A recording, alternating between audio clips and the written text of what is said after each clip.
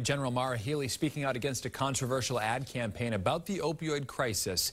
Healey wants the Resist the Risk ad pulled from MBTA trains and buses until they can be reworked. Acting U.S. Attorney William Weinreb is behind that campaign. He says it's made up of 4 images meant to start a conversation about the crisis, but Healey and some medical professionals disagree.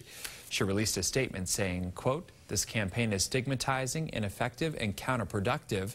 These experts have raised significant concerns that your campaign is counterproductive and could lead to negative outcomes."